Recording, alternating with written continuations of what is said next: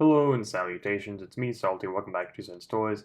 Today, we're continuing with the Spider-Man Retro Wave from Marvel Legends, and we're going over Spider-Man, which, if this were the 90s, it would be like the superposable Spider-Man, would be his equivalent, I'd imagine. But looking at it, 90s looking card back, got an extra head, 2 extra fists, Spider-Man himself, picture of Spider-Man. Kind of a drag that we didn't get any of the kind of wall crawly hands right here. Hasbro said that this was supposed to be the definitive Spider-Man figure, but they didn't include all the hands or any kind of webs. So how definitive can it really be? On the back, we got the read-up, who else is available, action feature. All that out of the way, I'm going to cut him off the bubble. We'll look at everything more in detail. And I'm going to do a comparison to the Pizza Spidey, which up to this point has been considered the definitive Marvel Legends Spider-Man. Spider-Man came with 2 extra fists with simple hinge mechanisms, one for the left and the right. I still wish that we'd gotten wall crawly hands and webs. He also came with an extra head with squinty eyes, and I like that the eyes are kind of sculpted on instead of just painted. I think the webs turned out really great on this. A few missed areas, like right there, but not too bad overall. Which brings us to Spider-Man himself. The other two hands being flippy hands. At first, I thought he was a little too muscular. Or at least that's the way he looked. But I think I just got so used to this Spider-Man body, the really thin one, that I just kind of expected it to be thin like this. Growing on me a little bit. I still think he's a little thick up here in the chest compared to the arms, but I also think the head's a little small. I'm used to this kind of big bulbous head. And I gotta admit, the articulation is better in the new one. This Spider-Man only has the ab crunch. He's got the ab crunch and the dumbbell, and he's got boot swivel. This one does not. And I like the butterfly joints on this one better than this one. There's your comparison. Also, he doesn't have the little peg hole thing in the back. I also think the webs turned out a lot cleaner on this.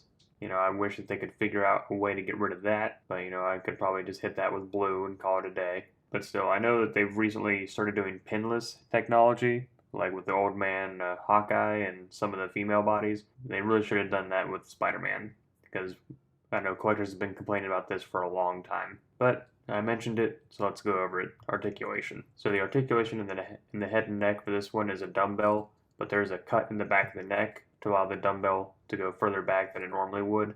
Just thought that was kind of neat. And that allows him to look up that far a little more naturally, I think, minus the gap. He can look down that far.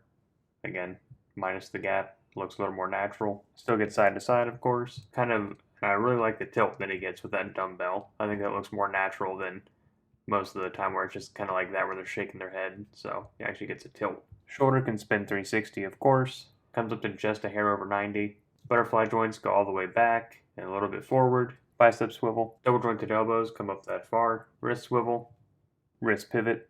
Utilizing both the ab crunch and the dumbbell, he can lean forward that far, lean all the way back. He gets side to side, of course, and swivel. Now, this Spider-Man has drop hips, so you can drop them down or push them up on both sides. With that, he can kick straight forward to a 90, or because of the cuts in his hips, he can kick all the way out like that to an angle.